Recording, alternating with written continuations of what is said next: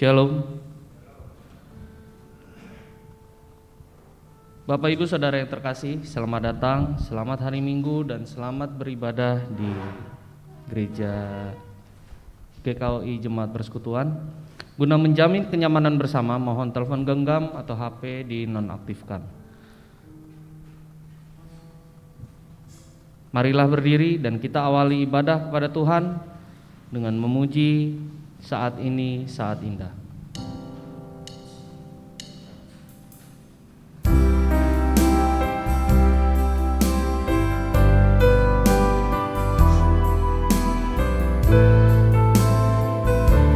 Saat ini saat indah. Saat ini saat indah, ku memuji dan menyembah hadirat-Mu. Ku rasakan saat ku sembah Kau. Saat ini saat Tuhan Kau curahkan urapan-Mu, hadirat-Mu ku rasakan saat ku sembah Kau. Hadirat-Mu ku rasakan saat ini, saat ini.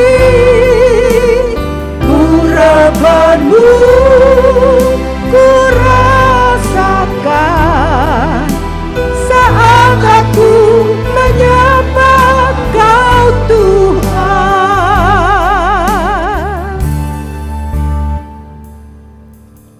Saat ini saat indah, ku memuji dan menyembah hadirat-Mu. Ku rasakan saat ku sembah Kau. Saat ini saat Tuhan Kau curahkan urapan-Mu, hadirat-Mu ku rasakan saat ku sembah Kau. Hadirat-Mu ku rasakan saat ini, saat ini. Urapan-Mu ku rasakan saat aku menyembah Kau Tuhan. Hadirat-Mu ku rasakan, hadirat-Mu ku rasakan saat ini, saat ini. Urapan-Mu ku rasakan saat aku menyembah Kau Tuhan. Hadirat-Mu Tuhan, hadirat-Mu ku rasakan saat ini, saat ini.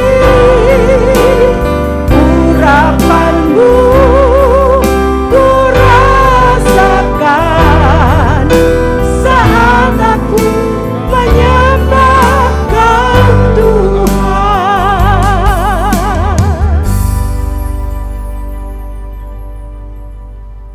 Jemaat yang dikasihi Tuhan,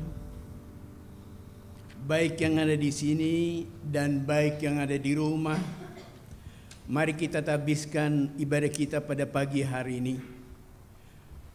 Pertolongan kita adalah dari Tuhan yang menjadikan langit dan bumi. Kasih karunia dan damai sejahtera dari Allah Bapa kita dan dari Tuhan Yesus Kristus dalam pertolongan kuasa Roh Kudus menyertai kami. Amin.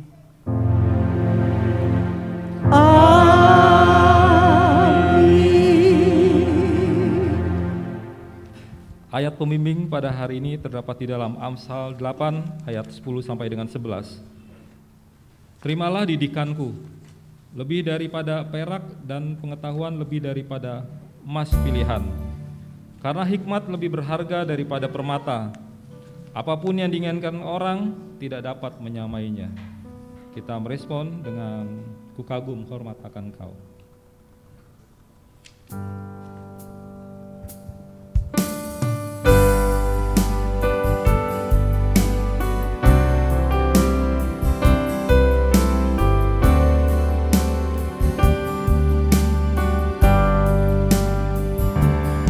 Kau sungguh indah tiada taranya, sungguh menakjubkan, sungguh ajaib itu dimengerti, lebih dari semua yang ada. Hikmat tiada terselami, kasih-Mu dalam tak terduga. Kau sungguh indah tiada taranya, mulia dan berkuasa. Ku kagum hormat akan Engkau, ku kagum hormat akan Engkau. Kau Allah yang layak dipuji, ku kagum akan Engkau. Kau sungguh indah, Kau sungguh indah tiada taranya, sungguh menakjubkan,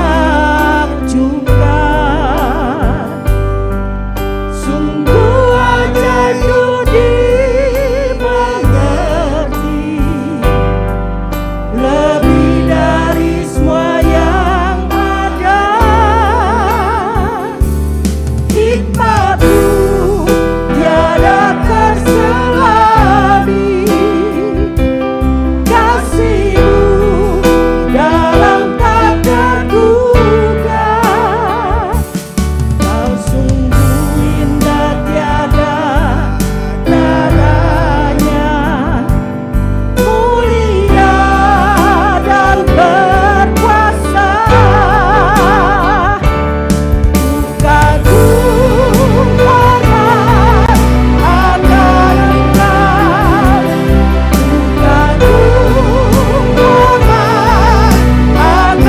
Engkau, ku kagum hormat akan Engkau. Kau Allah yang layak dipuji, ku kagum akan Engkau. Kau Allah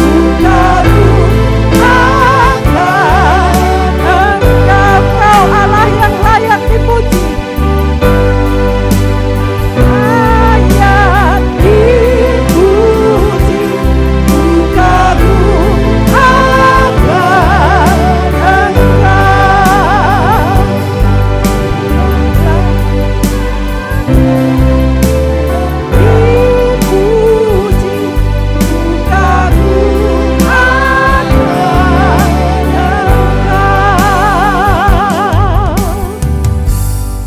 Jemaat kami persilahkan duduk. Hukum kasih dan pengampunan dosa.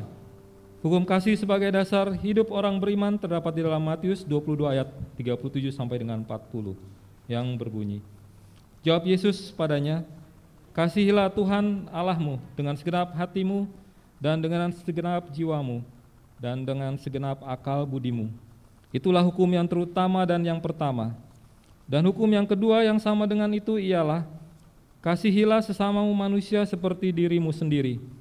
Pada kedua hukum inilah tergantung seluruh hukum Taurat dan kitab para nabi. Akan tetapi hukum kasih itu kita tidak dapat laksanakan dengan sempurna, sehingga kita mudah jatuh dalam jurang dosa. Di dalam 1 Yohanes 1 ayat yang ke-8 sampai dengan 9 tertulis, jika kita berkata bahwa kita tidak berdosa, maka kita menipu diri kita sendiri, dan kebenaran tidak ada di dalam kita. Jika kita mengaku dosa kita, maka Ia adalah setia dan adil, sehingga Ia akan mengampuni segala dosa kita dan menyucikan kita dari segala kejahatan. Untuk itu marilah kita mohon pengampunan atas segala dosa dan pelanggaran kita. Marilah kita berdoa.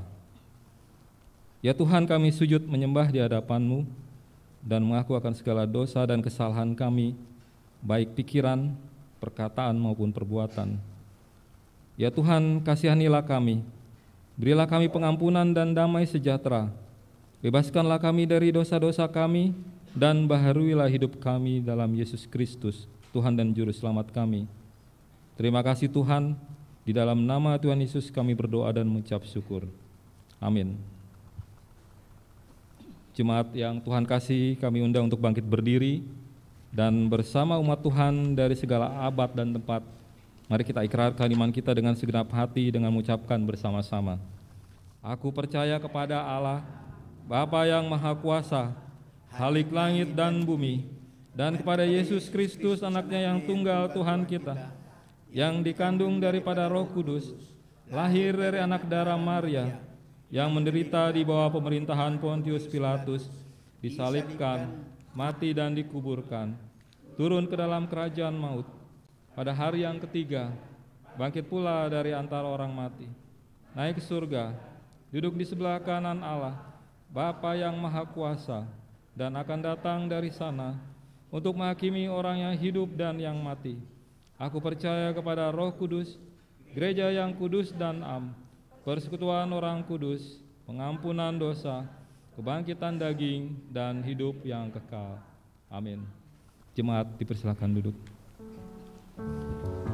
Saatnya kita mengundang anak sekolah minggu dan guru sekolah minggu untuk ke depan, untuk kita berdoa bersama.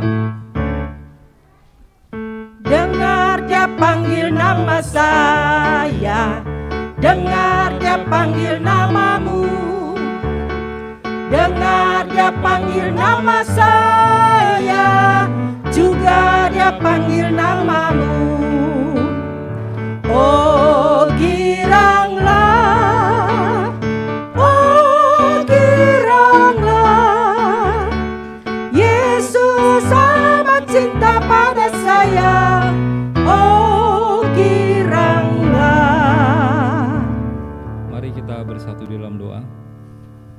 Terpujilah Bapa dalam kerajaan surga, Bapa yang kami sembah dalam nama Anak-Mu yang tunggal Tuhan kami Yesus Kristus. Kami mengucap syukur Bapa untuk kesempatan kami bisa menghadirkan anak dan cucu kami dalam ibadah khusus sekolah minggu. Kami menyerahkan Bapa seluruh ibadah mereka dari mulai awal pertengahan sampai akhir. Kiranya Engkau urapi Bapa mereka dan guru-guru sekolah minggu yang akan menyampaikan kebenaran firman Tuhan. Biarlah apa yang mereka terima bisa menjadi pedoman dalam kehidupan mereka di masa mendatang bagi mereka. Terima kasih Bapa di surga. Doa ini hanya kami panjatkan di dalam nama Anak yang tunggal Tuhan kami Yesus Kristus. Amin. Ku jawab ya, ya, ya. Ku jawab ya, ya, ya. Ku jawab ya Tuhan, ku jawab ya Tuhan, ku jawab ya, ya, ya. Pagi hari ini pelayan firman adalah Bapak Pendeta Sahat Sitorus STH. Untuk itu marilah kita mempersiapkan hati dan pikiran kita memuji Tuhan, kusiapkan hatiku.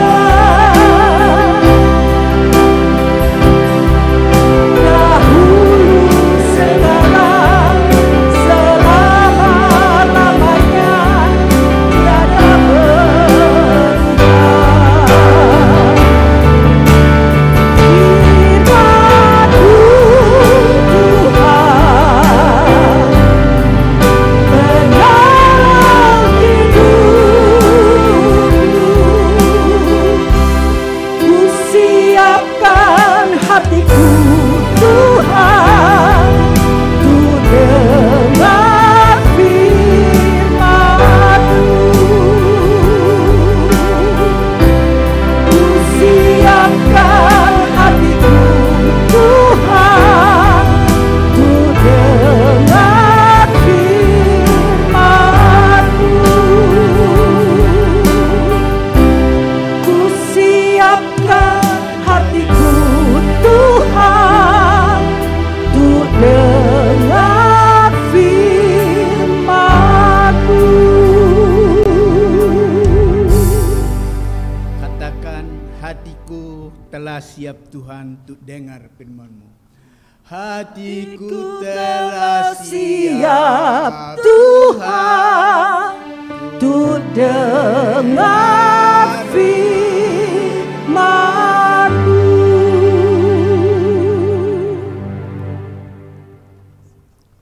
Bapak Ibu yang terkasih di dalam nama Tuhan Yesus Kristus, sebelum kita mendengarkan firman Tuhan, mari kita bersatu hati untuk berdoa. Ya Tuhan, kami sangat merindukan firman-Mu. Firman-Mu adalah pelita bagi kaki kami dan terang bagi jalan kami. Terangilah hati dan pikiran kami dengan Roh Kudus, agar kami mengerti, agar kami memahami, serta melakukannya dalam hidup kami. Kiranya damai sejahtera Allah yang melampaui segala akal akan memelihara hati dan pikiran kami dalam Kristus Yesus. Amin. Saudara-saudaraku terkasih, mari kita membuka Alkitab kita.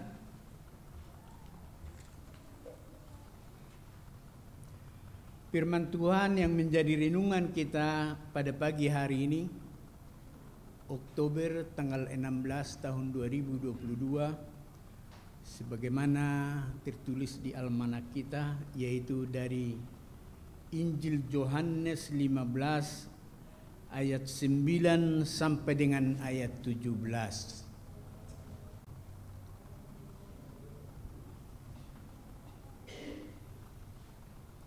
Kalau saudara-saudaraku terkasih sudah mendapatkannya, katakan amin. Amin. Saya akan membacakannya untuk Bapak Ibu saudara-saudaraku terkasih. Demikian firman Tuhan. Yohanes 15 ayat 9 sampai dengan 17. Seperti Bapa telah mengasihi aku, demikianlah juga aku telah mengasihi kamu. Tinggallah di dalam kasihku itu. Jikalau kamu menuruti perintahku, kamu akan tinggal di dalam kasihku, seperti aku menuruti perintah Bapakku dan tinggal di dalam kasihnya. Semuanya itu kukatakan kepadamu, supaya sukacitaku ada di dalam kamu dan sukacitamu menjadi penuh. Inilah perintahku, yaitu supaya kamu saling mengasihi seperti aku telah mengasihi kamu. Tidak ada kasih yang lebih besar daripada kasih seorang yang memberikan nyawanya untuk sahabat-sahabatnya. Kamu adalah sahabatku jikalau kamu berbuat apa yang kuperintahkan kepadamu. Aku tidak menyebut kamu lagi hamba, sebab hamba tidak tahu apa yang diperbuat oleh tuannya. Tetapi aku menyebut kamu sahabat, karena aku telah memberitahukan kepada kamu segala sesuatu yang telah kudengar dari Bapakku. Bukan kamu yang memilih aku, tetapi akulah yang memilih kamu, dan aku telah menetapkan kamu supaya kamu pergi dan menghasilkan buah, dan buahmu itu tetap, supaya apa yang kamu minta kepada Bapa dalam namaku diberikannya kepadamu. Inilah perintahku kepadamu, kasihilah seorang akan yang lain. Sampai sedemikian jauh firman Tuhan. Yang berbahagia ialah kita yang mendengar, kita yang membaca dan merenungkan firman Tuhan dan melakukannya dalam hidup kita hari lepas hari. Terpujilah Kristus. Haleluya. Haleluya, haleluya, haleluya.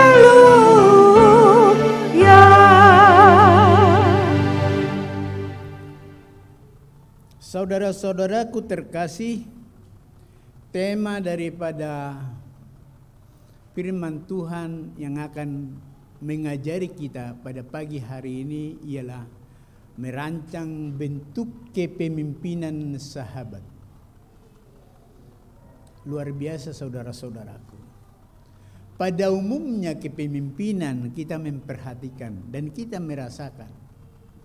Namanya pemimpin. Tidak semua golongan atau kelompok yang dapat merasakannya. Tetapi hanyalah bahagian-bahagian yang dekat dengan kepemimpinan.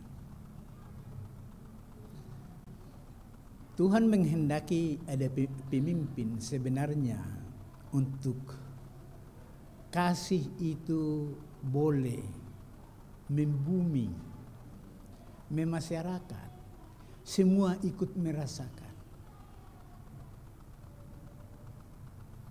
Pagi ini kita mau belajar bentuk kepemimpinan yang bersahabat. Yang bersahabat. Di ayat 9 dikatakan, seperti Bapa telah mengasihi aku, demikian juga aku telah mengasihi kamu. Tinggallah di dalam kasihku itu. Tinggallah di dalam kasihku itu.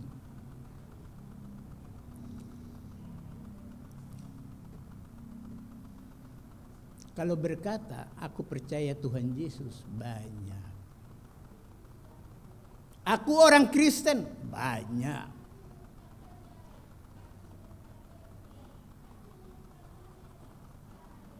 Kadangkala kalau diperhadapkan dengan situasi yang sulit, sukar untuk menjawabnya.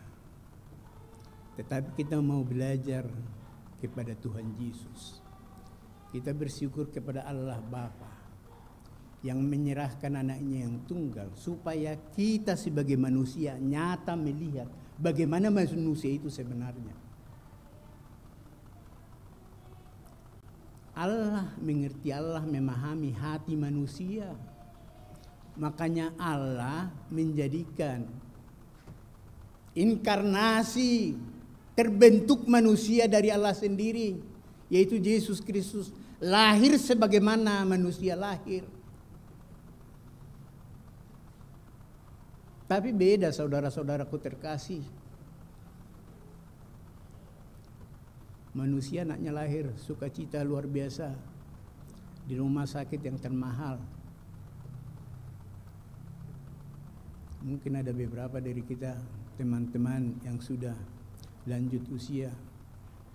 Kalau lahir di kampung, di mana dicari bidan, di mana dicari perawat. Saya melihat adik-adikku, bapakku sendiri yang menolong ibuku. Maaf ya, ibu-ibu duduk, kasih kain panjang, dipegang, melahirkan, dibantu bapak, memutus pusarnya pakai sembilu. Tuhan Yesus lahir di kandang domba, dibaringkan dalam palungan. Kalau anak lahir di bantal, enak pakai AC. Kalau Tuhan Yesus di dalam palungan. Kalau ada dari Sumatera Utara sana yang mengatakan palungan itu, maaf, di tempat kami tempat piaraan makan, babi makan dari situ. Jadi bambu dibelah, makanannya dari situ, palungan. Seperti itu. Dikatakan tinggallah di dalam kasihku. Tinggal berarti menetap, bukan berkunjung atau datang. Ya, lagi mood ini, kita datang kepada Yesus.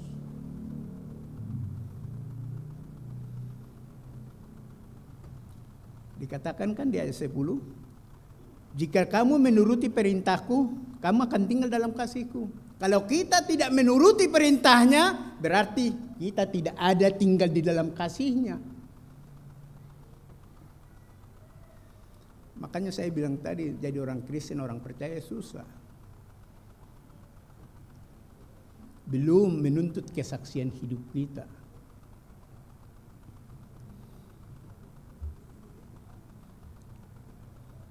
Saudaraku terkasih, bahasa yang kira-kira sama dengan sahabat ada. Ada di dalam bahasa Indonesia. Kawan, teman, bisa. Kawan atau teman sekolah, teman bermain, teman menonton. Tetapi sahabat adalah orang yang sungguh kita percayai. Mengerti hidup kita. Dalam suka maupun duka kita bisa bertolong-tolongan. Itu namanya sahabat. Kalau teman, kawan itu banyak, umum itu, saudara-saudaraku terkasih. Tapi sahabat. Kita masuk kepada firman yang mengatakan, tinggal di dalam kasih Tuhan Yesus Kristus, yang itu yang pertama. Dan yang kedua, menjadi sahabat Tuhan Yesus Kristus. Di mana kitab 2 Korintus 5 ayat 17 dikatakan, jadi siapa yang ada di dalam Kristus, tadi di dalam kasih Tuhan kan, kasih Yesus Kristus. Siapa yang ada di dalam Kristus, ia adalah ciptaan baru. Yang lama sudah berlalu dan yang baru sudah datang. Yesus Kristus sudah ada di dalam hidup kita.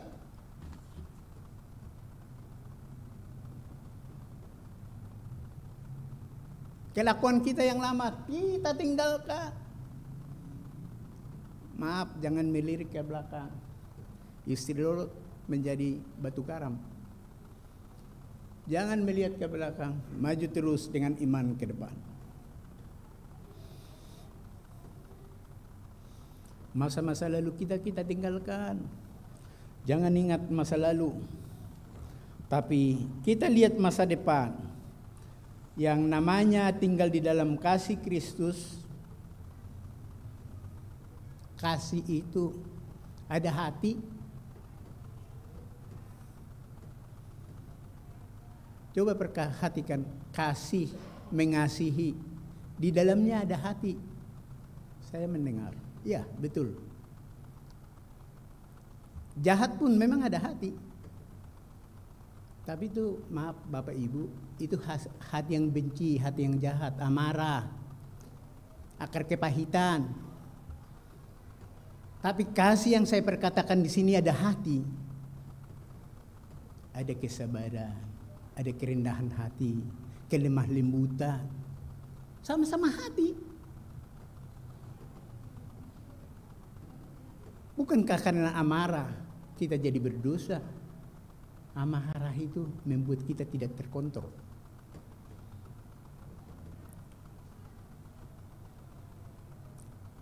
Kita boleh hidup di dalam kasih Tuhan Yesus Kristus. Perhatikan ayat 10. Kalau kita menuruti firman-Nya, jikalau kamu menuruti perintahku, berarti perintah Tuhan kita harus turuti. Maaf ya, bukan turut, tapi ayat-ayat yang kita baca menuruti. Lihat ayat 10a mengatakan, jikalau kamu menuruti perintahku. Ayat 10b mengatakan, seperti aku menuruti perintah Bapakku.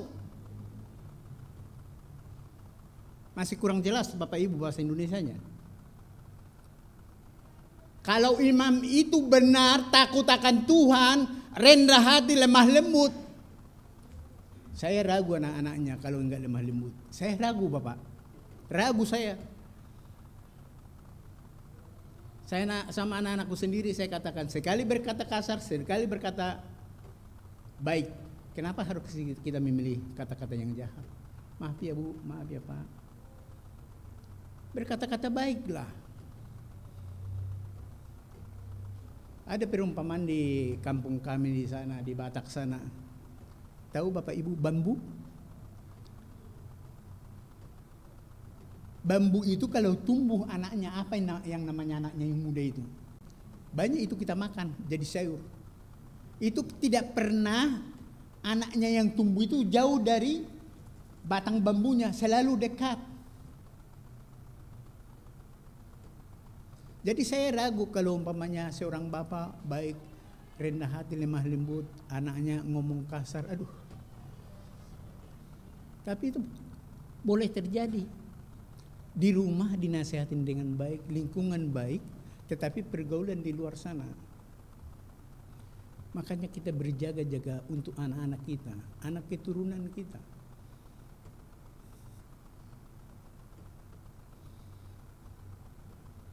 Jadi supaya kita bisa mengasihi, kita harus pegang perintah Tuhan. Kita tuh sudah mengalunkan lagu tadi, firman-Mu Tuhan, penolong hidupku. Hanya firman Tuhan yang menolong kita. Adakah di antara kita membaca firman Tuhan? Bukan saya memang, bukan saudara. Tapi kalau membaca bagaimana histori oleh Yusuf dari saudara-saudara yang dijual, dibuang, kita menangis. Rasa-rasanya kita itu, maaf, rasa-rasanya kita itu yang mengalami. Hati kita hancur. Makanya firman Tuhan itu yang menguatkan kita. Jangan jauh-jauh dari firman Tuhan. Kita harus ada di dalam firman Tuhan. Di luar firman Tuhan kita tidak bisa berbuat apa-apa untuk berbuah. Itu yang menguatkan kita. Tinggal di dalam kasih Kristus, yaitu ayat 12 sampai 17, ayat 12 dan ayat 17 yang mengatakan, inilah perintahku, yaitu supaya kamu saling mengasihi seperti aku telah mengasihi kamu. Jadi nyata ya, nyata Yesus itu bukan cuman kata-kata mengasihi. Sebagaimana dunia di mana kita tinggal, banyak orang berkata-kata, aku mengasihi engkau.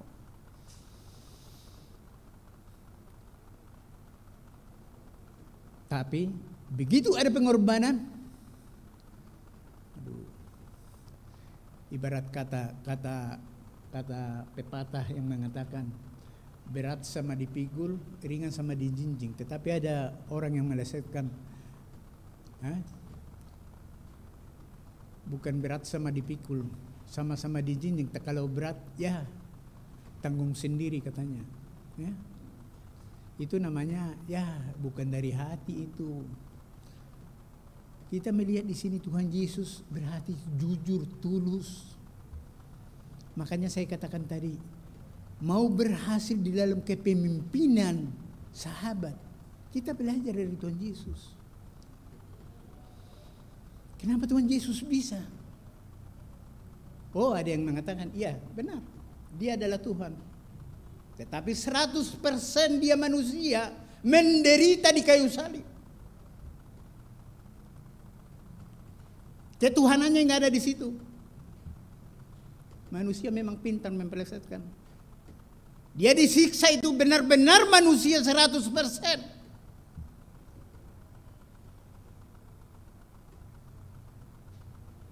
Bahkan Yesus sendiri mengatakan, Bapa, kenapa engkau meninggalkan aku? Jadi kalau dikatakan, tinggallah di dalam kasihku, tinggallah di dalam penderitaan Tuhan Yesus.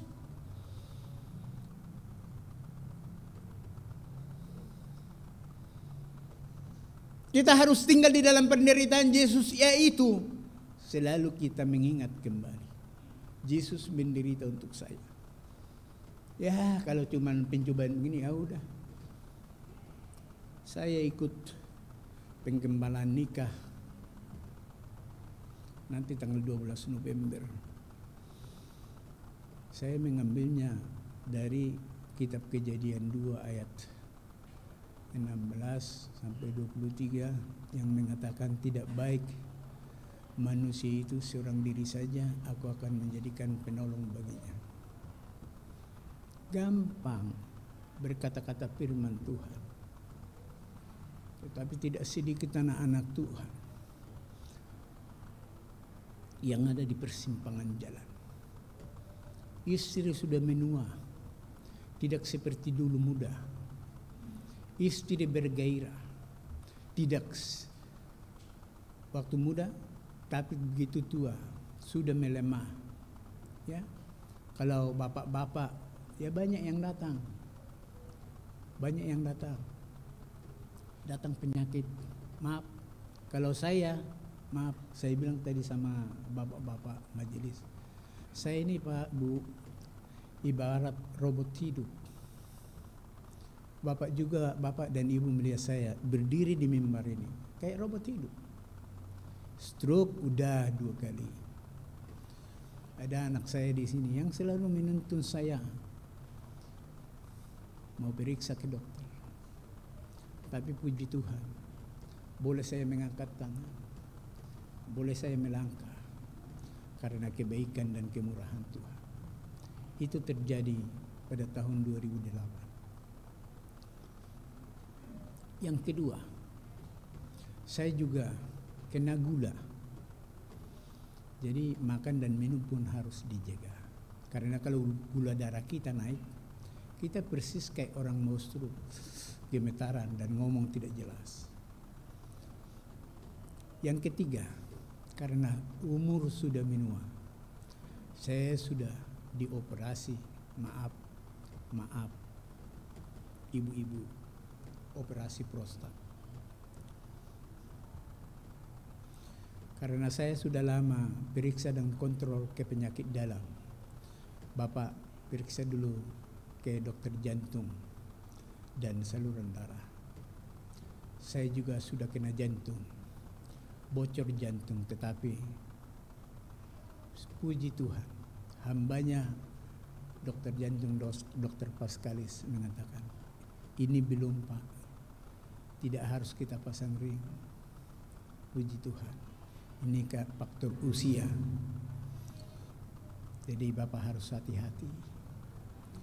Jalan pagi, kalau sekarang jalan pagi, besok tidak usah jalan selang-seling Pak. Ini saudara-saudaraku terkasih. Kalau kita tidur, jam 3 sudah bangun. Firman Tuhan digenapi. Jangan katakan tidak digenapi. Tuhan kita itu baik. Amat sungguh baik. Dikatakan di kitab Mazmur, masa hidup manusia 70 tahun, kalau kuat 80 tahun. Upahnya apa? Penderitaan. Saudaraku terkasih, saya lihat banyak yang pakai kacamata. Memang menderita. Hidung sakit, telinga pun harus menanggung beban kacamata. Tapi bersyukur kepada Tuhan. Kita diingatkan. Kenapa kita jam 3 susah tidur lagi? Ya memang masa tidur kita udah berkurang. Kita udah mau menjelang. Ingat akan umur. Ajarlah kami ya Tuhan menghitung hari-hari kami sehingga kami beroleh hati yang bijaksana. Hati yang bijaksana ini berhati-hati. Maaf kalau saya katakan saya harus berbuat baik sekarang. Jangan tolerir yang ini itu. Harus baik. Siapa tahu ini umur kita.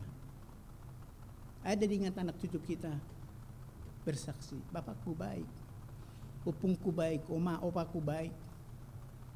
Saudaraku terkasih. Dikatakan di ayat 17, inilah perintahku kepadamu, kasihilah seorang akan yang lain. Berat ya, berat. Mengasihi orang lain. sebagaimana Yesus Kristus mengasihi Bapaknya. Apa yang ditentukan Bapaknya, perintahnya dituruti. Bagaimana dengan kita? Berat ya. Itu yang saya ajar untuk nanti pemberkatan nikah kudus. Dikatakan, Pak, kalau begini Pak, istri sakit, anak sakit, kalau umpamanya tidak tertolong lagi, mana yang Bapak minta? Istri apa anak-anak? Ya saya bilang berat. Tapi yang berat itu kita serahkan kepada Tuhan. Ada contohnya Daud. Diperhadapkan harus rakyatnya mati atau keturunannya yang sakit. Tapi Daud apa dia katakan? Semua ku serahkan kepadamu ya Tuhan. Kalau manusia berpikir apa yang aku mau, yang enak bagi dia. Tetapi yang enak di hadapan Tuhan pasti baik untuk aku. Makanya belajar dari Daud. Tidak asal-asalan Alkitab ini ada bapak-bapak atau ibu-ibu rohani menjadi kesaksian untuk hidup kita. Karena Daud raja, rakyatnya mau mempersembahkan, inilah persembahkan Raja Daud untuk Tuhanmu. Tapi dia bilang, tidak, harus hasil keringat saya. Hambanya, Bapak Pendeta Anton bilang, saya dengar khotbahnya, apa yang Tuhan sudah berkati kepada kita, maaf ini berbicara hamba Tuhan, dikasih persembahan kasih, itu bukan milikku. Itu kata Bapak Pendeta Anton, itu bukan milikku, itu ada milik orang lain, hanya sebagian untuk aku. Jadi maaf, ini kita berbicara kasih Tuhan Yesus harus saling mengasihi. Mengalami sukacita yang berkelimpahan, ayat 11. Semuanya itu kukatakan kepadamu supaya sukacitaku ada di dalam kamu dan sukacitamu menjadi penuh. Sukacitamu menjadi penuh. Sukacita yang berkelimpahan. Dari mana? Dari ayat yang sebelumnya. Perhatikan ayat yang sebelumnya dikatakan. Kata-kata yang sebelumnya dikatakan, semuanya itu kukatakan kepadamu supaya sukacitaku ada di dalam kamu. Sukacita Tuhan Yesus Kristus ada di dalam hati kita. Inilah kelimpahan, bukan sukacita kita. Jadi Tuhan itu maha baik. Dia nggak mau kita susah.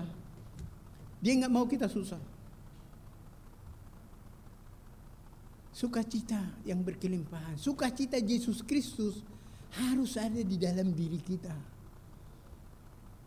Maaf Bapak Ibu, ada sesuatu hal yang tidak berkenan di hati kita.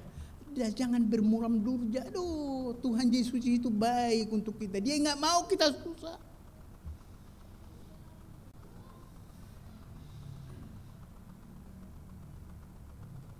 Yang kedua, Bapak Ibu terkasih, menjadi sahabat Tuhan Yesus Kristus. Maaf kalau ini semua orang mau. Semua orang mau. Tapi yang menjadi pertanyaan, apakah Tuhan Yesus mau menjadi sahabat kita? Perilaku kita, hati kita. Kan dikatakan tadi, jikalau kamu melakukan perintahku, membaca firman Tuhan aja kalau lagi mood.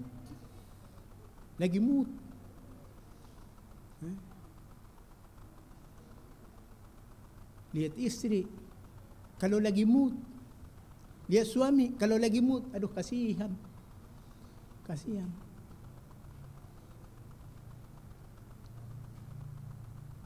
Ini suami istri kasihan ya. Kadangkala ada piring terbang, ada kejahatan di rumah, tidak rukun. Maaf, dasar firman Tuhan kita ada di dalam pernikahan. Bukan maunya kita, oh saya lihat dia cantik, oh saya lihat dia ganteng, jadi suami istri lah. Bukan saudara-saudaraku terkasih. Bukan mencari kebahagiaan orang menikah. Tapi adalah ide, inisiasi Tuhan. Kenapa saya bilang inisiasi Tuhan? Karena dikatakan melalui firman-Nya, tidak baik manusia itu seorang diri saja. Tidak baik manusia itu seorang diri saja.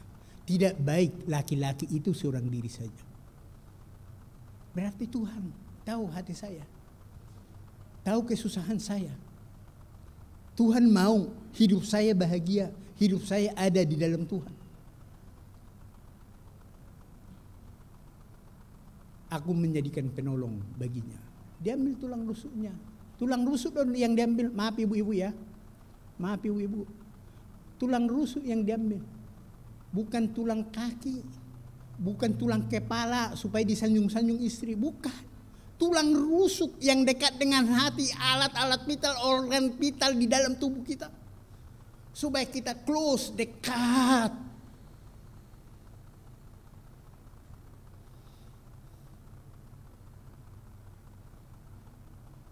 Jadi maaf sebenarnya kalau ada orang bilang, ini kami kadang-kala hamba Tuhan ini mengatakan, iya ya, begitu nikah itu beda. Nah tapi lama-kelamaan menjadi serupa ya, menjadi sama. Kalau saya katakan jangan plesetkan firman Tuhan. Menjadi serupa, menjadi sama. Memang sama. Dari tubuh laki-laki itu diambil. Makanya ada mengatakan, inilah dia tulang dari tulangku, daging dari dagingku. Inilah aku sebenarnya. Jangan dibilangin, aduh lama-kelamaan sama ya. Tidak. Jadi lucu kalau maaf istri membenci suaminya. Itu kan tulang rusuk suaminya. Suami maaf benci sama istrinya, kasihan. Itu kan tulang dari tulangnya. Daging dari dagingnya, harus mengasihi dong. Kita masuk yang kedua, menjadi sahabat Tuhan Yesus Kristus. Persahabatan Tuhan tidak hanya kata-kata tetapi dengan pengorbanan di kayu salib. Persahabatan dengan Tuhan berarti melakukan apa yang diperintahkan Tuhan. Meskipun perintah itu menyakitkan. Menyakitkan saudara-saudaraku terkasih. Di sana ada pengorbanan. Ya kalau enak, siapa sih yang tidak melakukan perintah? Enak. Tapi ada di sana penderitaan. Di dalam penderitaan itulah kita mendekatkan diri kepada Tuhan. Ada mezbah di dalam rumah tangga kita. Meskipun semuanya tidak bisa bersama. Di dalam mezbah itu kita ada puji-pujian kepada Tuhan. Di dalam mezbah itu kita ada firman Tuhan yang menguatkan kita. Di mana kita semua kita utarakan kepada Tuhan. Sakit yang kita alami, penderitaan yang kita alami, mencucurkan air mata. Mungkin kalau sama sahabat kita katakan begitu, ya yang sabar ya. Tapi kita sendiri yang merasakan air mata itu akan Tuhan ubahkan menjadi mata air kehidupan. Menjadi mata air kehidupan. Kita harus tinggal di dalam kasih Tuhan agar kita bisa berkomunikasi dengan Tuhan. Agar kita bisa mendengar suara Tuhan. Agar kita bisa berkata-kata kepada Tuhan melalui doa dan permohonan kita. Dan minta kepada Roh Kudus supaya firman-Nya dihidupkan dalam hidup kita menjadi wujud kasih, yaitu membawa jiwa-jiwa kepada Tuhan. membawa jiwa-jiwa kepada Tuhan bukan hal gampang. Saudaraku terkasih, sekarang zaman-zaman canggih. Apa yang terjadi di Amerika boleh kita melihat paling berselang beberapa menit dengan handphone. Dengan handphone kita bisa berkata-kata firman Tuhan, menasihati orang lain. Tetapi firman Tuhan tidak cukup hanya dengan kata-kata.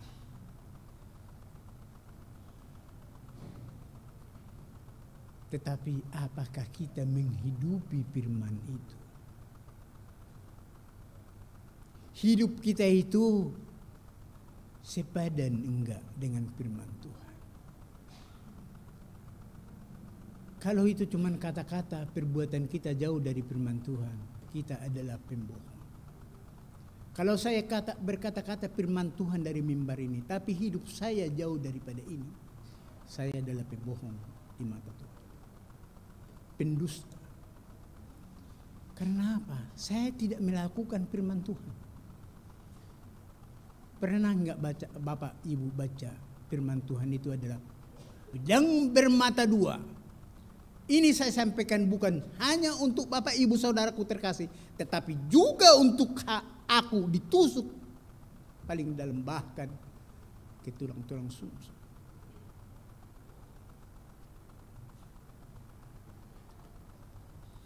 Yang terakhir saudaraku terkasih dikatakan di ayat 16 itu, supaya kamu menghasilkan buah dan buahmu itu tetap. Ya, ini luar biasa saudaraku terkasih. Ini buah apa ini? Buah mangga, buah jeruk. Kita berbicara soal buah memang enak kalau buahnya manis. Ya, kalau buahnya manis. Tuhan mau kita menghasilkan buahnya itu manis, bukan buah pahit. Dikatakan lagi di kata-kata yang berikutnya di ayat yang sama, buahmu itu tetap. Luar biasa ini, buahmu itu tetap. Jadi enggak buah musiman, karena sekarang ini lagi berbuah, semua berbuah. Enggak musimnya, tidak berbuah. Tapi ini Tuhan menuntut berbuah dan buahmu itu tetap. Kok bisa? Gimana Bapak Ibu? Kok bisa?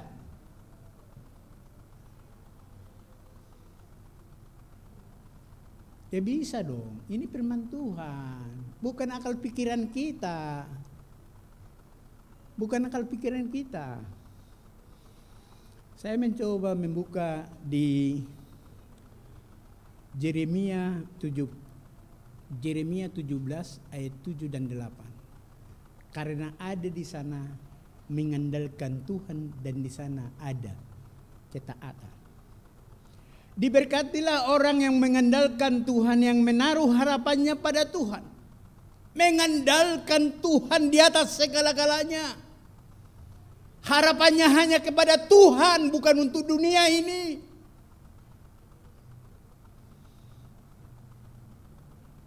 Ya, kalau memimpin aku berbuat begini, rugi aku. Oh enggak. Kasih Tuhan yang berbicara. Memang kalau ada harta bisa kita bawa mati. Yang hidup yang menikmati. Ya kita itu kalau anak cucu kita. Orang yang hidup yang menikmati. Ia akan seperti ayat 8, ia akan seperti pohon yang ditanam di tepi air, yang merambatkan akar-akarnya ke tepi batang air, dan yang tidak mengalami datangnya panas terik, yang daunnya tetap hijau, yang tidak khawatir dalam tahun kering, dan tidak berhenti menghasilkan buah. Inilah upahnya. Tidak berhenti menghasilkan buah, tidak mengalami panas terik. Mungkin ada yang membenci kamu, ada akar kepahitan. Tapi orang yang hidup di dalam Tuhan jiwanya tenang. Tidak bisa digambarkan dengan dunia. Kalau orang dunia bilang maaf, dikatakan bodoh kamu, bodoh katanya. Memang kebodohan di dunia adalah berharga di mata Tuhan.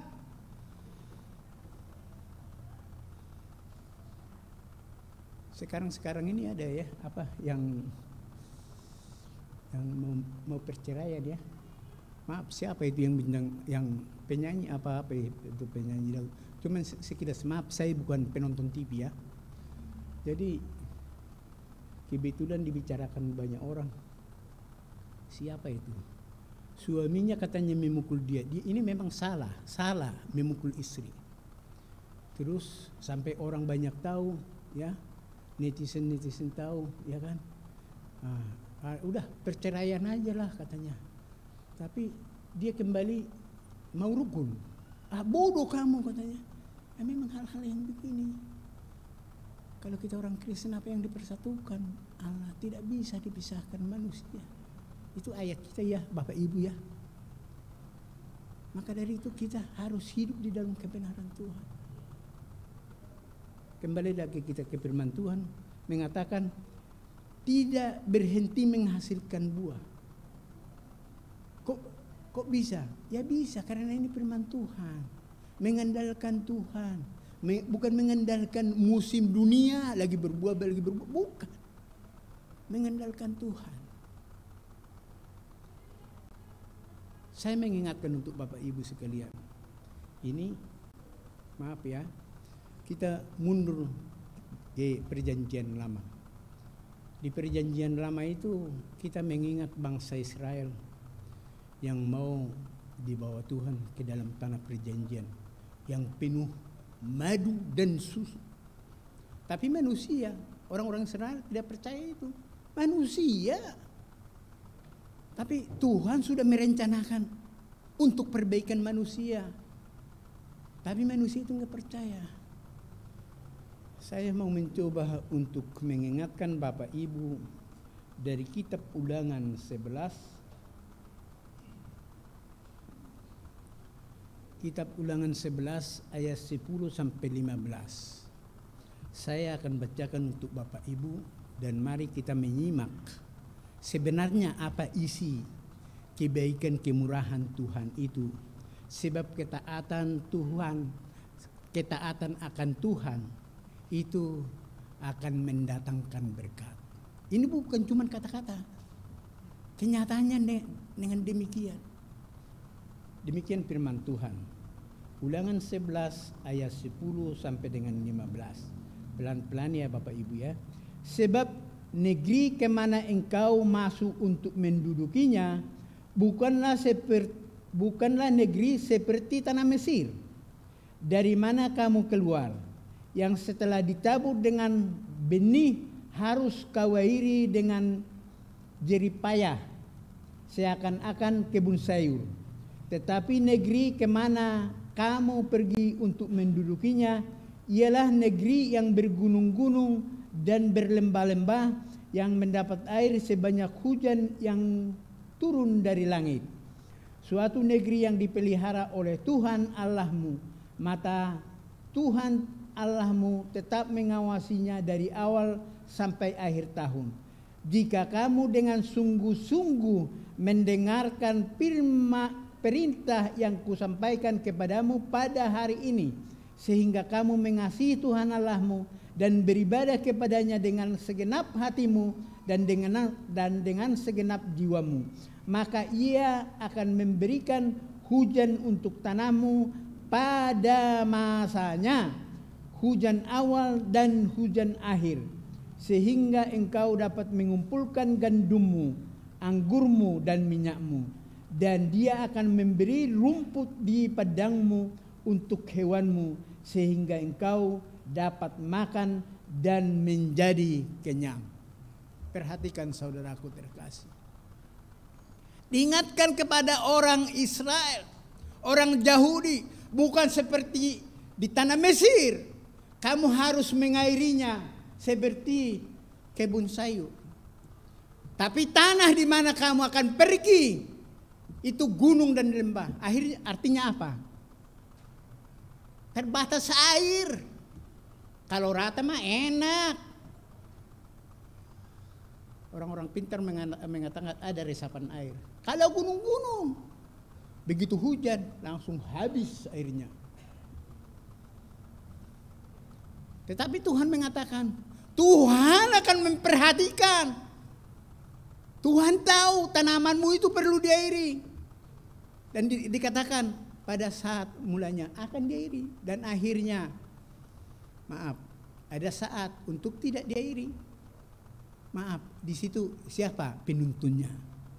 Siapa yang berkompeten di situ? Tuhan. Kita seperti orang Israel mengatakan, Musa, kamu menonton saja. Tangan Tuhan yang kuat yang akan berperang. Jangan kerdilkan pikiranmu, tapi marilah kita memberikan hati dan pikiran kita kepada Tuhan. Maaf, bukan cuma kita aja dikatakan di situ.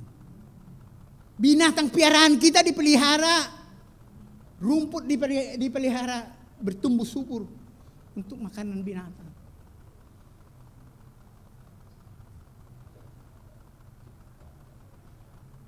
Ketaatan kepada Tuhan itu membawa berkat, mendatangkan berkat. Nats pembimbing kita mengatakan, saudara-saudaraku terkasih, dari Amsal 8 ayat 10-11, terimalah didikanku lebih daripada perak dan pengetahuan lebih daripada emas pilihan. Didikan itu luar biasa, kita berpengetahuan, dan pengetahuan itu lebih daripada emas pilihan. Karena hikmat lebih berharga daripada permata, apapun yang diinginkan orang tidak dapat menyamainya. Hikmat luar biasa Bapak Ibu. Tapi dari mana hikmat itu? Maaf ya, saya berkata-kata bukan hikmat dunia.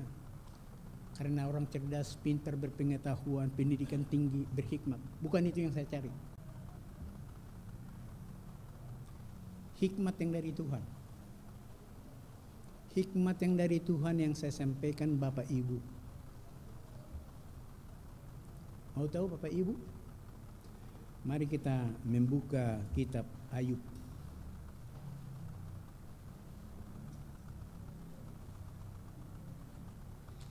Sebenarnya sederhana sekali Bapak Ibu.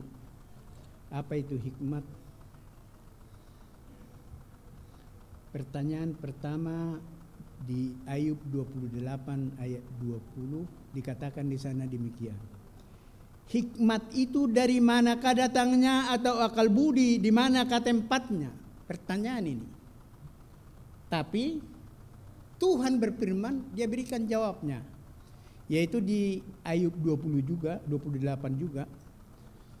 Ayub 28 ayat 28. Saya katakan sederhana jawabnya. Cuman kita tidak memberikan hati pikiran kita ke sana. Demikian firman Tuhan.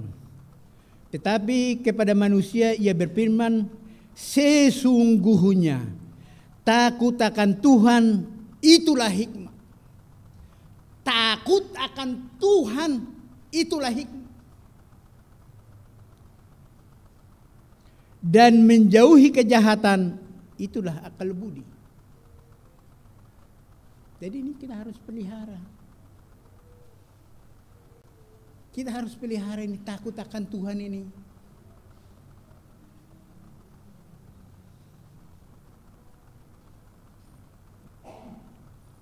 Saudara-saudaraku terkasih, kiranya firman Tuhan ini menjadi kekuatan bagi kita, Bapak dan Ibu, jemaat Tuhan. Kita masuk ke dalam dua syafaat. Kita melipat tangan dan berdoa. Nanti diakhiri dengan doa Bapa kami.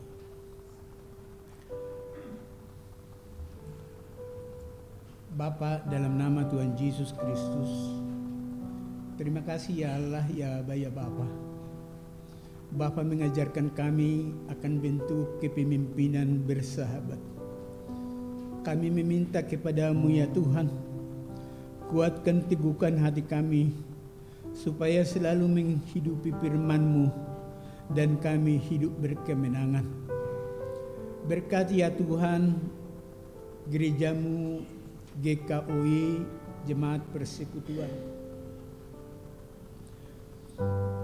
Berkati Ibu Gembala, Pendeta Riana dan keluarga, Bapak Ibu majelis dan seisi rumah mereka yang selalu berkorban untuk pelayanan bagi jemaat-Mu.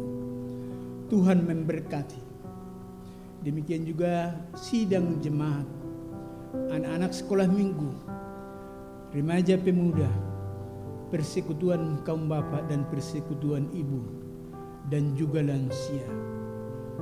Tuhan, kami pertaruhkan ke dalam tangan pertolongan-Mu saudara-saudara kami yang sakit. Tuhanlah dokter dan tabib bagi kami. Dengan hormat kami sebutkan namanya, Bapak Denny Nenggolan, Ibu Rosani Harmani, Bapak Haryadi Sukmawan, Bapak Penatua Nathan Hutauruk, Ibu Pendeta Arlen Angko, Ibu Pok Giok Hoa, Bapak Pendeta Hans Tuana Kota, Bapak Penatua AF Bernard, Ibu Ana Manongko, Saudara Reno Ezra. Semua kami serahkan ke dalam tangan pertolongan-Mu ya Allah, ya Aba, ya Bapa. Dari ujung rambut sampai telapak kaki, kuasa kemuliaan-Mu mengangkat segala sakit penyakit yang dialami mereka. Jadilah sembuh di dalam nama Tuhan Yesus Kristus. Kami berdoa untuk pelayanan gereja, penginjilan, dan juga sinode Bapak Pendeta Ronald Manalu dan seluruh MPS dan MPP dan juga hamba-hamba Tuhan, pelayan-pelayan Tuhan, kesehatan para pelayan Tuhan di GKOI Persekutuan, Gembala Sidang, Ibu Pendeta Riana Manjedewi, dan juga Bapak Ibu Majelis dan Komisi, dan berdoa untuk pentahbisan MPJ GKOI Jemaat Persekutuan untuk nanti tanggal 30 Oktober. Demikian juga kami berdoa untuk jemaat dalam pergumulan mereka, baik ekonomi. Tuhan membuka jalan di dalam usaha para jemaat-Mu. Dan demikian juga keluarga mencari-cari pekerjaan, Tuhan buka jalan. Dan juga kami berdoa untuk yang berulang tahun. Dengan hormat kami sebutkan nama mereka: Ibu Liana Gultom pada tanggal 10 Oktober, Ibu Kasih Karunia tanggal 11 Oktober, Bapak Adi John Pranata tanggal 13 Oktober, Ibu Ursula Lalamentik tanggal 13 Oktober, Saudari Putri Sopiana tanggal 13 Oktober, atas nama Genesis Nenggolan 13 Oktober, dan juga Amadeus Bagaskara tanggal 14 Oktober, Arasael Jepanya 15 Oktober, dan Bapak Stewart Musale tanggal 16 Oktober. Bapak, Engkau memperpanjang umur bapak-bapak dan ibu dan adik-adik terkasih. Di dalam tangan pertolongan-Mu kami berdoa untuk selalu menuntun mereka semakin dekat kepada Tuhan dan bersyukur atas perpanjangan Tuhan dalam umur mereka.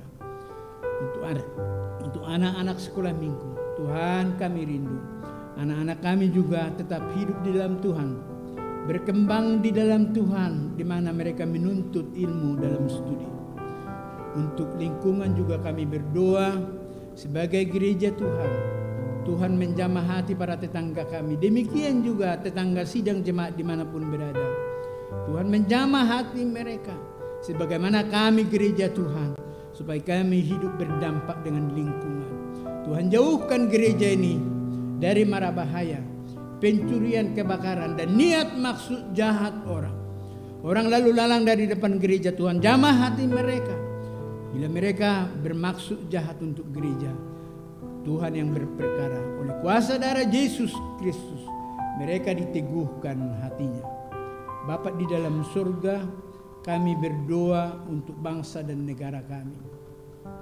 Tuhan memberkati Presiden kami Bapak Joko Widodo, Wakil Presiden Bapak Ma'ruf Amin, TNI, Kepolisian, pemerintah pusat dan pemerintah daerah ada hatinya takut akan Tuhan, sehingga mereka memimpin tidak memihak golongan atau kelompok, tetapi mensejahterakan seluruh lapisan masyarakat Indonesia.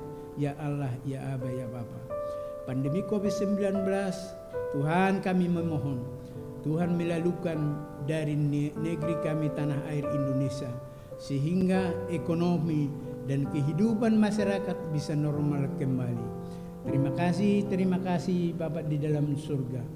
Kami berdoa, Tuhan menjauhkan paham yang radikal dan terorisme dari tanah air kami. Demikian juga saudara-saudara kami Tuhan yang mengalami bencana, kami bawa ke dalam tangan pertolongan, tangan pengasihan Tuhan. Apalagi anak-anak Tuhan. Tuhan, itu boleh terjadi dalam hidup kami. Kami boleh kehilangan harta benda. Kami boleh mengalami sakit. Tetapi biarlah melalui ini Tuhan, kasih-Mu menyatakan kepada saudara-saudara kami supaya mendekatkan diri kepada Tuhan. Mereka kuat di dalam Tuhan. Terima kasih Bapak di dalam surga. Doa ini kami peraskan dalam nama Tuhan Yesus Kristus yang mengajar kami berdoa. Bapa kami yang di surga, dikuduskanlah nama-Mu, datanglah kerajaan-Mu, jadilah kehendak-Mu di bumi seperti di surga. Berikanlah kami pada hari ini makanan kami yang secukupnya, dan ampunilah kami akan kesalahan kami, seperti kami juga mengampuni orang yang bersalah kepada kami. Dan janganlah membawa kami ke dalam pencobaan, tetapi lepaskanlah kami daripada yang jahat. Karena Engkaulah yang punya kerajaan dan kuasa dan kemuliaan sampai selama-lamanya. Amin. Kami serahkan kepada Bapak yang bertugas.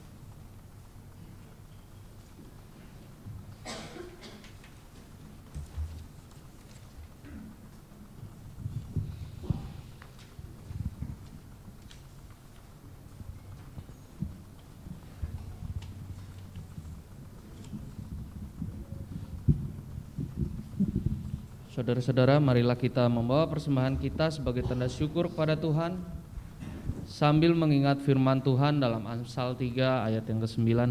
Muliakanlah Tuhan dengan hartamu dan dengan hasil pertama dari segala penghasilanmu.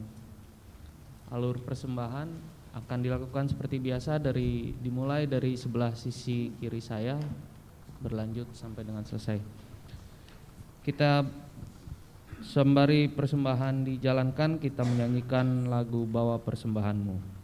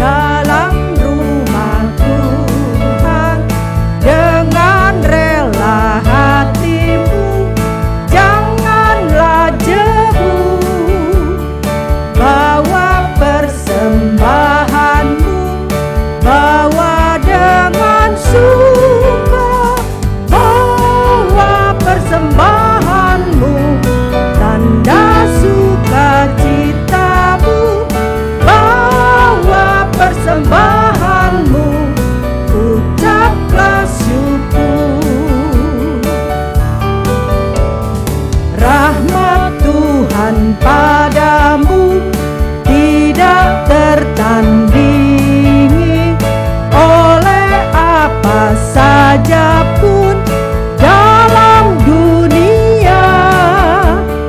Kasih dan karunia sudah kau terima. Bawa persembahanmu, tanda sukacitamu.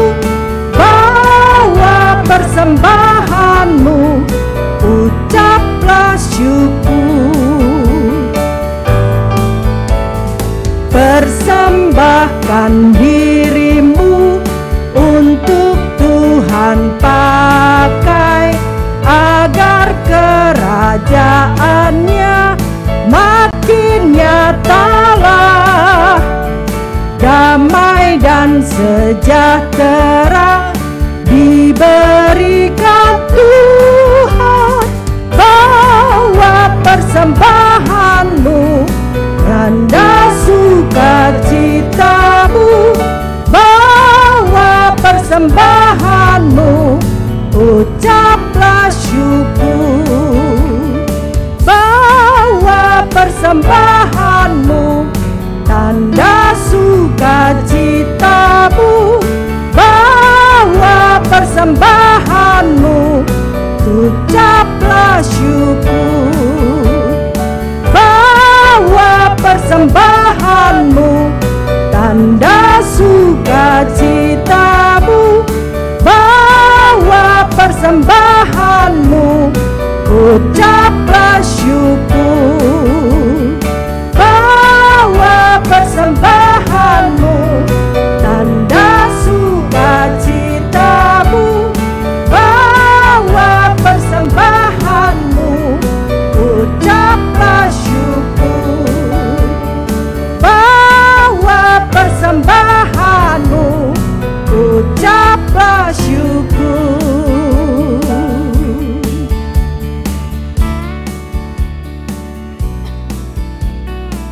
Mari kita bersatu dalam doa.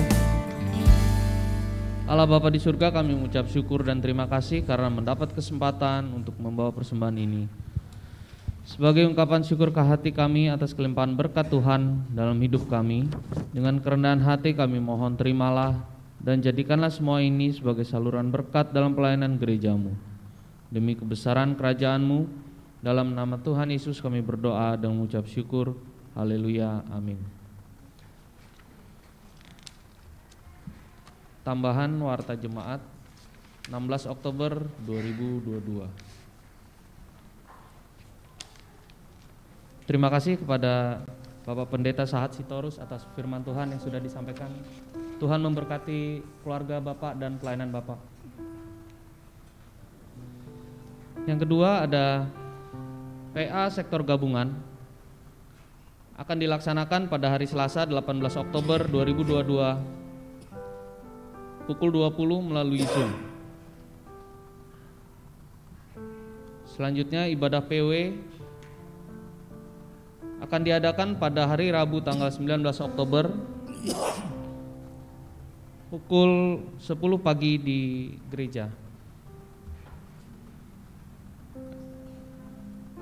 Akan dilaksanakan peneguhan CD baru pada hari Minggu 23 Oktober di Gereja GKUI Jemaat Persekutuan atas nama Aryo Adiputra Patiwael. Ibadah Nuansa Muda akan dilaksanakan pada hari Minggu tanggal 23 Oktober 2022 pukul 17 dengan tema Hero dan akan dilayani oleh Pendeta Randy Chandra Dinata. Peneguhan majelis periode 2022-2027 akan dilaksanakan pada hari Minggu tanggal 30 Oktober 2022. Kelas katekisasi akan dimulai pada bulan November 2022. Bagi jemaat yang ingin mengikuti katekisasi dapat menghubungi majelis. Selanjutnya sakramen baptisan akan dilakukan setiap awal bulan. Jika ada jemaat yang ingin membaptiskan putra-putrinya, dipersilakan mengambil form pendaftaran dan melengkapi administrasi karena akan diwartakan ke jemaat 2 minggu sebelumnya. Demikian tambahan warta 16 Oktober 2022. Tuhan Yesus memberkati.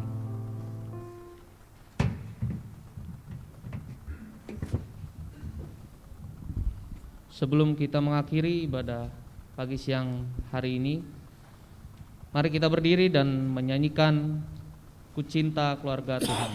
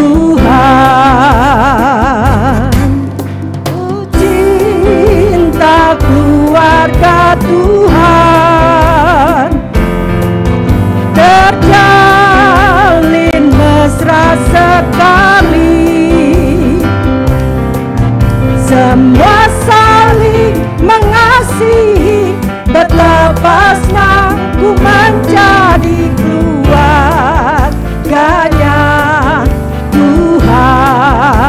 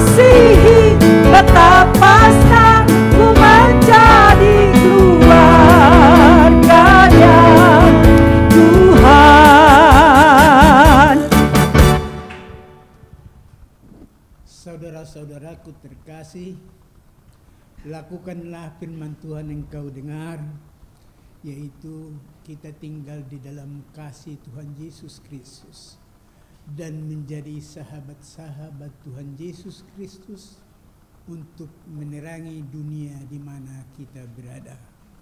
Pulanglah dalam damai sejahtera Tuhan dan terimalah berkat-Nya. Tuhan memberkati engkau dan melindungi engkau.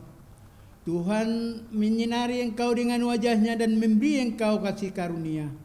Tuhan menghadapkan wajah-Nya kepadamu dan memberi engkau damai sejahtera. Amin. Bapa, terima kasih. Bapa, terima kasih. Bapa di dalam surga, ku berterima kasih. Amin.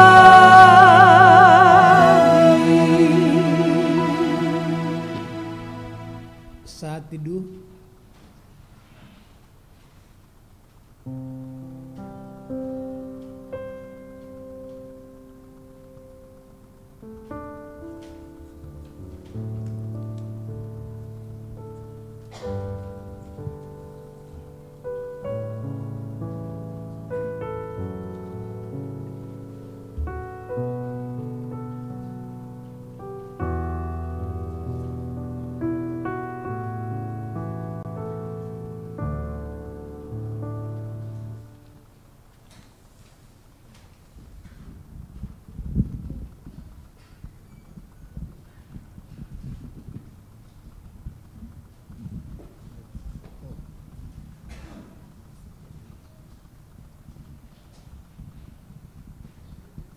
Bapak Ibu yang Tuhan kasihi, ibadah kita sudah selesai.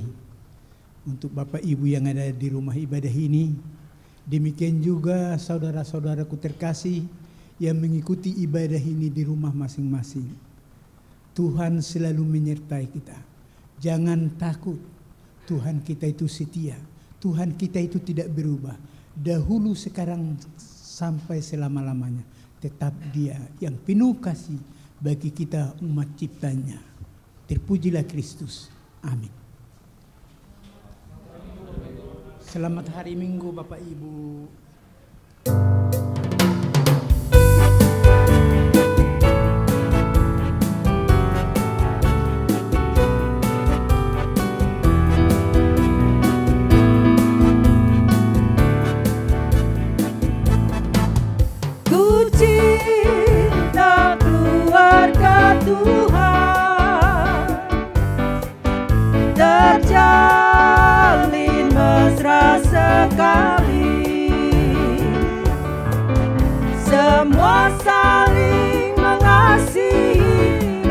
betapa senang ku menjadi keluarganya Tuhan.